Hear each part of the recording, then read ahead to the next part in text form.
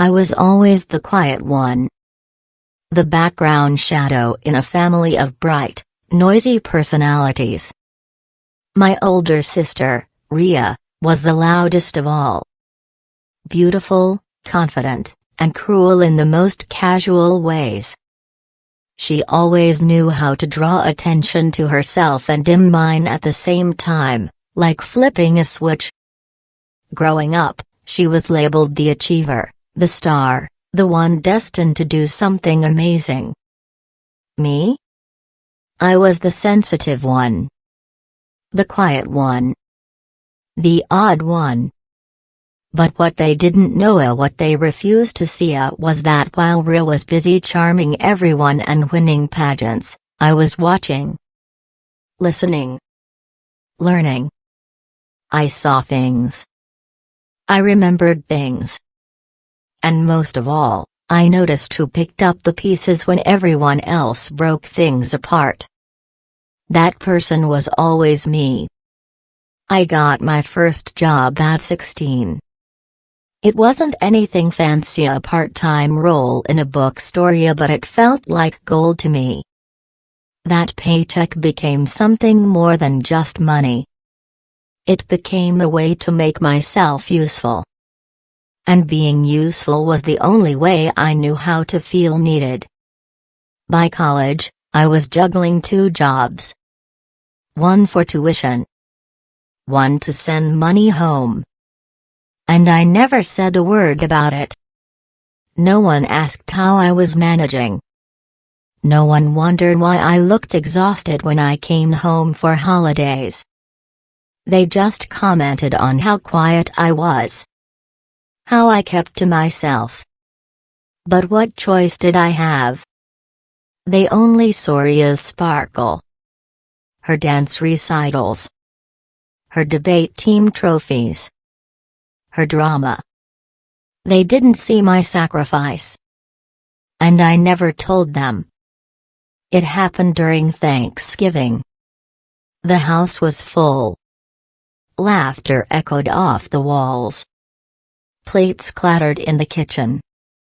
The scent of roasted garlic and rosemary was thick in the air. I had just flown in the night before, tired, jet-lagged, and already regretting the trip. But I showed up. I always did.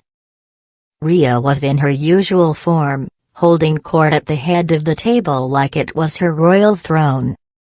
Everyone hung on her every word. Mom beamed with pride. Dad nodded like her stories were gospel. Then came the moment. We were halfway through dinner when Ria looked at me across the table and smirked. "So tell me, little sister," she said, her voice laced with that performative sweetness she used before she struck, "how does it feel being the most useless one here?" The room fell into an odd silence, a kind of vacuum before the storm. Then they laughed. All of them. Even Mom. Even Dad. It didn't matter if it was awkward. It didn't matter if it was cruel. She said it. They laughed. And I sat there, smiling quietly as heat bloomed behind my eyes. They didn't know. They had no clue. They didn't know that the useless one had been paying the mortgage for the past 6 months when Dad lost his job and didn't tell anyone but me. They didn't know it was my money keeping the lights on, my transfers that kept the car running, my quiet generosity that paid for Ria's emergency dental procedure when she called crying to me 2 years ago. They didn't know because I never told them. Because I believed family was about silent support, not public scorekeeping. But that night something cracked. And through that crack came clarity. I pushed my plate back slowly. The laughter was already starting to fade, awkward and uneven now. I smiled, the kind of smile I knew would stay with them. "How does it feel?" I said gently, placing my napkin beside the plate, when the useless one stops paying your bills. The room went dead silent. Mom's fork clinked against her plate. Dad's eyes narrowed in confusion, like his brain was rewinding. Ria blinked. "What are you talking about?" she asked, her voice flat. I leaned back in my chair. "Ask Dad who covered the mortgage these past few months. Or better yet, ask him what happens next month when that coverage stops." I turned to Ria. "Ask your dentist who paid that emergency bill. You remember? The one you forgot to pay back?" Her lips parted, but no words came. And finally, I stood. "I didn't say anything all these years. I didn't make you feel small. But you made that choice tonight." I stepped away from the table. And for the first time in my life, every eye in the room was on me and none of them were laughing. The hallway felt longer than usual. My footsteps echoed with purpose, slow but steady. I heard them behind me, soft voices, a shuffle of a chair, Ria whispering something urgently to Mom. But I didn't look back. I wasn't running. I was done running. That night, I didn't stay over. I grabbed my small overnight bag, left the guest room untouched, and drove straight to a hotel. Not because I didn't have a place to go, but because I needed space. Real space. Mental space. Space to breathe without hearing their laughter haunt me. I ordered room service. I watched a movie in silence. And for the first time in years, I felt a broken bar free. Like something I had carried for too long had finally dropped from my shoulders. It hurt. But it also felt like healing. The texts started coming in early the next morning. First from Mom. "Greater than honey, I think we need to talk. I didn't know you were helping out so much. Can we have a coffee?" Then from Dad. "Greater than you should have told me. I'm proud of you. Please come home." And then, Ria. Greater than so dramatic. Couldn't handle a joke. No apology. No reflection. Just deflection. Typical. I stared at her message for a long time. I had taken care of Ria more than once. Helped her pay off a credit card. Lent her money when she wanted to invest in a business that failed 6 months later. And I never said a word. Not until last night. And now? Now I was the villain for defending myself. It was funny. In a painful, ironic way. I didn't reply for days. I went back to my apartment, lit some candles, turned on soft music, and finally cleaned the space like I'd been meaning to. Something about cleaning felt spiritual. Like sweeping away their hold over me. I went through old photos. I saw my younger self, smiling shyly in the corner while Ria beamed in the middle, soaking up attention. Every picture told a similar story. Every holiday. Every graduation. Every gathering. I was there. I was always there. But no one ever really saw me. They saw my silence. Not my sacrifice. They saw my calm. Not my storms. And maybe, just maybe broken bar I let them. But not anymore. A week passed before I saw any of them again. Mom invited me over, promising it would just be her and me. I agreed. Not because I was ready to forgive. But because I was ready to be heard. When I arrived, she looked nervous. She had made tea, my favorite, peppermint and honey. The living room smelled like cinnamon. She hugged me tightly. Too tightly. As if she realized I had finally reached the edge. We sat. She didn't waste time. "I didn't know," she said quietly.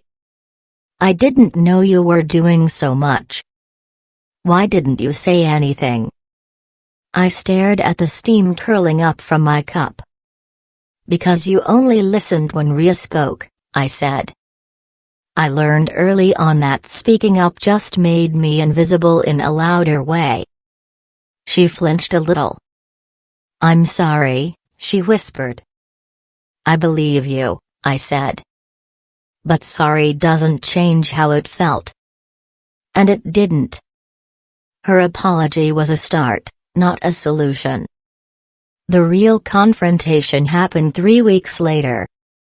Ria invited me to dinner. A solo invite. She said she wanted to clear the air. I showed up, unsure what to expect. She looked put together, as always. Perfect hair. Perfect nails. Perfect smile. But her eyes were broken bar different. There was something behind them. A little fear. A little guilt. But mostly confusion. "You embarrassed me in front of everyone," she said flatly after we ordered. I let the words sit between us like smoke. "You humiliated me," she added. I took a sip of water before I replied. "No," I said. "You humiliated yourself. I just told the truth." She opened her mouth, but I held up my hand. "You call me useless in front of everyone and expect me to laugh with you? I've spent years fixing your messes. Funding your impulsiveness. You never thanked me.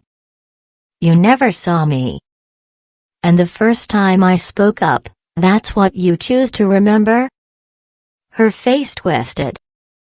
"I didn't mean it like that," she mumbled. "But you meant it," I said. "You thought it. You believed it." The silence that followed was heavy. And I didn't rush to fill it.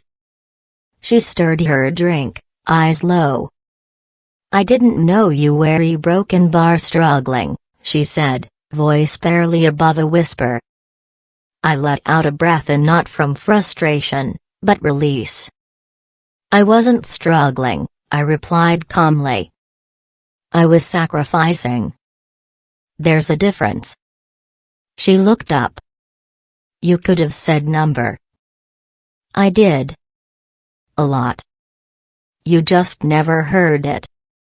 That made her pause. I could see her pride cracking, layer by layer. But still, no apology came. Just an awkward silence, broken only by the sound of plates arriving. She changed the subject. Asked about work. Asked about someone I was dating. It was a feeble attempt to pretend things were normal. But things weren't normal. They couldn't go back. And I wasn't going to let them. The fallout came in waves. I stopped sending money. I stopped answering late-night help texts. I didn't contribute to the Christmas fund that year. And guess what? The family noticed. Suddenly, things didn't flow so smoothly. Dad had to refinance part of the mortgage. Ria had to cancel a vacation. Mom began couponing again. And quietly, behind the scenes, the whispers started. She's changed. She used to be so helpful. What happened to her heart? But I didn't budge. Because this wasn't me being heartless. This was me finally choosing myself. I started therapy. For the first time in my life, I was in a room where my voice wasn't interrupted. Where my feelings weren't compared to someone louder. Where my silence wasn't mistaken for weakness but understood as survival. I learned to separate love from obligation. To set boundaries. To say no without guilt. And slowly, something inside me healed. I stopped dreaming of being appreciated. I stopped wishing they would wake up. I realized I didn't need their validation anymore. I was enough. Without applause. Without acknowledgement. Without being the family's emotional ATM. Ria reached out again this time, with something resembling vulnerability. She sent me a voice message. Her voice cracked midway through. I didn't realize what I was doing. I just always assumed you had it all together. You never complained. You were just a broken bar there. I guess I leaned on you too hard. It was the first time she'd admitted fault. The first time her pride took a backseat. And yet a broken bar, something in me didn't want to rush to forgive. I listened twice. Paused. Replayed. But I didn't respond. Because forgiveness, I learned, isn't an obligation. It's a choice. One that needs time. And I was still healing. Months passed. I focused on me. Traveled for the first time without feeling guilty. Invested in my own future. Laughed without looking over my shoulder. I even started writing again, a hobby I had buried under responsibility. My stories were raw, honest, and healing. One of them was published in a small magazine. It was about a girl who finally walked away from a family who only called her useful when she was quiet and generous. They loved the story. And for once, I felt seen, not for what I gave but for who I was. A person with worth. With voice. With light. I didn't attend the next family gathering. It was Ria's birthday. She sent an invite. So did Mom. Even Dad texted. I read the messages. Then put my phone down. I didn't owe them my presence anymore. And the silence that followed? It wasn't guilt. It was peace. I cooked myself dinner that night. Played my favorite music. Lit candles. And celebrated my own freedom. It felt like I had walked away from a stage I was never meant to be on. Later that month, I received an envelope in the mail. No return address. Inside was a handwritten letter. From Ria. No emojis. No sarcasm. Just ink and honesty. She wrote. Greater than I used to think you were boring. Too quiet. Always in your own world. I didn't understand that you were surviving all of us. I was selfish. I mocked you to feel taller. I'm sorry. I read it 3 times. Each time, a different word hit me harder. But still a broken bar. I didn't reply. Not out of anger. Out of self-respect. Some wounds aren't stitched by words. Only by changed behavior.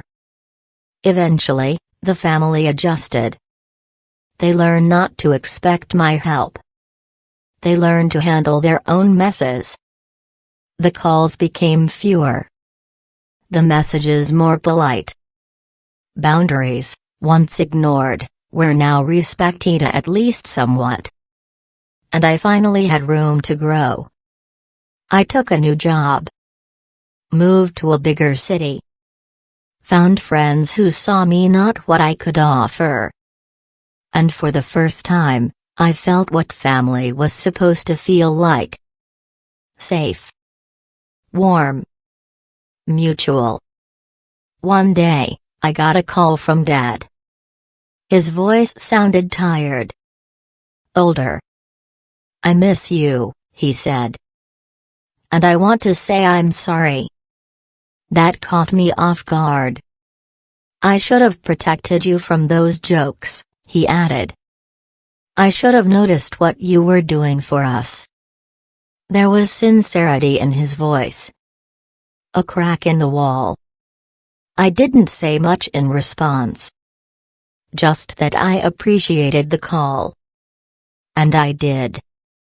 Because even if I didn't go back, I wanted them to grow, too. Ria and I didn't speak for nearly a year. Then one day, she showed up. Not at my home but at a talk I was giving. I'd been invited to speak at a panel about emotional labor, family roles, and boundaries. I was terrified. But I went. And I spoke. When I finished, she stood in the back, tears streaming down her cheeks. She clapped. She didn't approach me that night. But the look in her eyes said everything. She saw me now. Finally. As more than a backup. More than a bank. More than a silent wall. She saw her sister. Eventually, we did meet. At a small cafe copyright near my place. No expectations. No drama. Just two people who shared blood and a broken past. She apologized again.